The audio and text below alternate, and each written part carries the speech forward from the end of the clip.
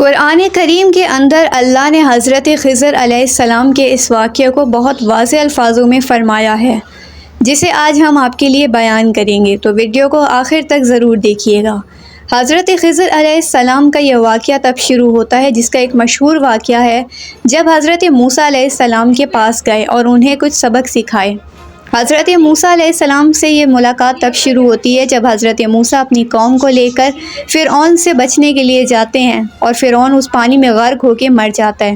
تب ایک شخص حضرت موسیٰ علیہ السلام سے پوچھتا ہے کہ حضرت موسیٰ، کیا اس روئے زمین پر کوئی ایسا بھی ہے جو آپ سے زیادہ علم رکھتا ہے؟ حضرت موسیٰ علیہ السلام نے فرمایا کہ میں نہیں جانتا۔ تب اللہ نے حضرت موسیٰ علیہ السلام سے فرمایا کہ اے موسیٰ، اس زمین پر ایک شخص ہے کہ جو آپ سے بھی زیادہ علم رکھتا ہے۔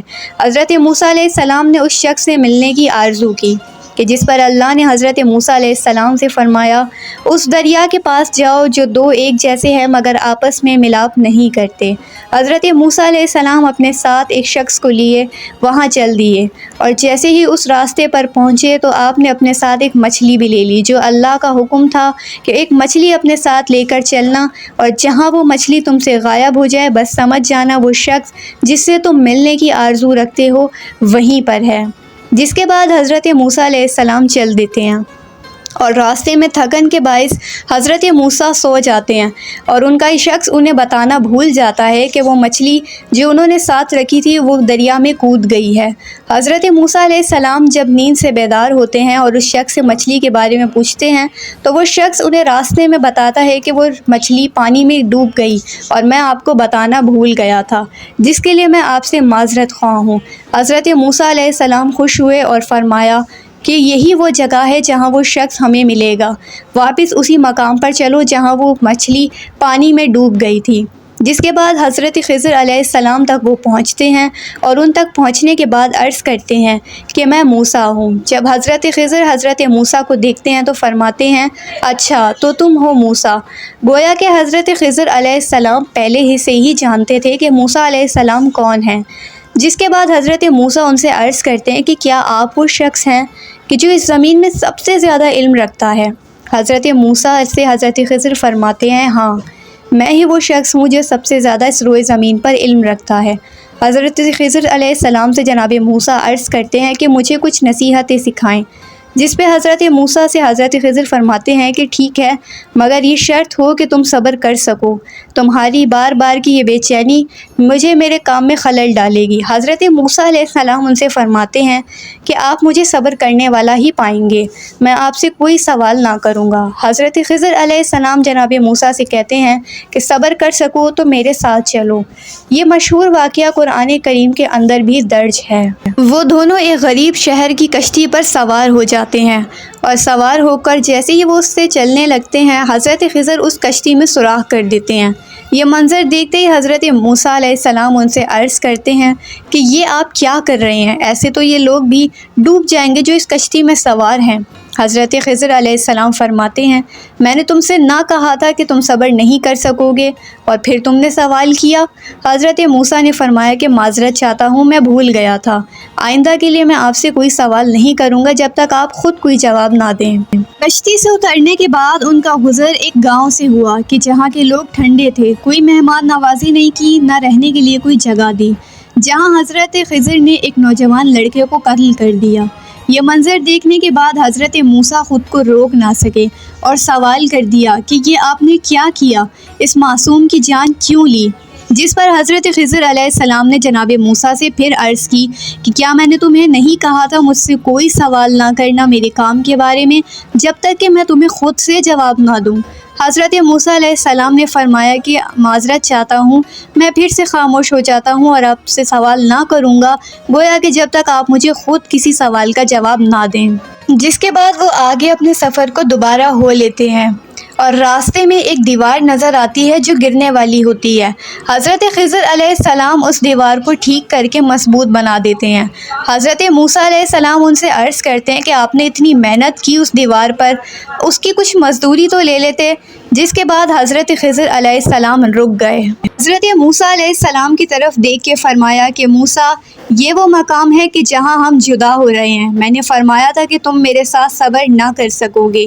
اب وہ سوال کہ جو تمہیں ستا رہے ہیں اور جس پر تم مجھ سے بار بار پوچھتے تھے میں بتاتا ہوں۔ پھر حضرت خضر علیہ السلام نے فرمایا کہ اب میں ان تینوں واقعات کی وجہ تمہیں بتاتا ہوں۔ سب سے پہلا وہ کشتی کہ جسے میں نے کھرید دیا تھا، یعنی اس میں سوراخ کر دیا تھا، اس کی وجہ یہ تھی کہ بادشاہ اس وقت کا جو بھی کشتی اسے بہتر لگتی تھی وہ ان غریب لوگوں سے چھین لیتا تھا اور اسے چھین کر ان لوگوں کو بے روزگار کر دیتا تھا۔ تب میں نے اس کشتی میں سوراخ کر دیا تاکہ وہ کشتی عیب دار ہو جائے اور بادشاہ اسے نہ چھین سکے۔ پھر وہ لڑکا جسے میں نے قتل کر ڈالا وہ اپنے ماں باپ کے لیے آنے والے وقت میں ایک بہت بڑا دکھ کا سبب بننے والا تھا، اور اللہ کے حکم سے ہی میں نے اسے قتل کر ڈالا، ورنہ اللہ کی رحمت سے وہ لوگ مایوس ہو جاتے، اور یہ میں نے اپنی مرضی سے نہیں کیا۔ پھر وہ دیوار کہ جسے میں نے ٹھیک کر کے رکھا، اس کی وجہ یہ تھی کہ اس گاؤں میں 2 یا 3 لڑکے رہتے تھے کہ جن کا خزانہ اس دیوار کے اس پار تھا، اور اگر میں اس دیوار کو ٹھیک نہ کرتا تو وہاں کے لوگ اس خزانے کو لوٹ لیتے، اور اللہ نہیں چاہتا تھا کہ یہ خزانہ کسی اور کے ہاتھ لگے، اس لیے میں نے اس دیوار کو ٹھیک کر دیا، اور یہ بھی اللہ ہی کے حکم سے کیا۔ تو یہ تینوں کام میں نے اللہ کے حکم سے کیے ہیں، اپنی مرضی سے نہیں کیے، اور بے شک انبیاء سوائے اللہ کے حکم کے کوئی بھی کام خود سے نہیں کرتے۔ اگر تم صبر کر لیتے تو میں تمہیں مزید سمجھا دیتا۔ موسیٰ، بچے کا قتل تمہیں تھوڑی دیر کے لیے سنجیدہ کر سکتا ہے، مگر اللہ کا علم جانتا ہے ہر بات کو کہ وہ نوجوان آنے والی نسلوں کے لیے کیسا ثابت ہو سکتا ہے۔ تو یہ عمل فطری ہے کہ ہم اس عمل کو سمجھنے میں مشکل محسوس کریں۔ حضرت خضر علیہ السلام اللہ کے وہ خاص نبی ہیں کہ جن کو اللہ نے ایسا علم عطا کیا جو انسانی عقل کے لیے بالا تر ہے۔ وہ اپنی آنکھوں سے آگے کا منظر بھی دیکھ سکتے تھے۔ جب 2 دریاؤں کے ملنے والی جگہ پر ایک پرندہ اپنی چونچ میں پانی کا قطرہ لیتا ہے، تب حضرت خضر جناب موسیٰ علیہ السلام سے فرماتے ہیں کہ موسیٰ، جو پانی کا قطرہ اس پرندے کی چونچ میں ہے یہ ہمارا علم ہے، اور جو یہ سمندر ہے یہ اللہ کا علم ہے۔ یہ لمحہ ایک بے حد طاقتور مثال اور واضح دلیل ہے کہ ہمارا علم محدود ہے جبکہ اللہ کا علم لامحدود ہے۔ اللہ کے نبی حضرت محمد صلی اللہ علیہ وآلہ وسلم فرماتے ہیں کہ اگر موسیٰ تھوڑا صبر کر لیتے تو حضرت خضر علیہ السلام کے ذریعے ہمیں اور بھی اس طرح کی باتیں جاننے کو مل جاتا۔ اس کائنات میں ہر شے بے مقصد تخلیق نہیں کی گئی، ہر شے، ہر جانور، ہر پرندہ، یہاں تک کہ زمین میں چلنے والا ایک کیڑا بھی اللہ نے بے مقصد نہیں بنایا۔ خضر علیہ السلام کو فطرت کے تقاضوں کی ذمہ داری دی گئی ہے۔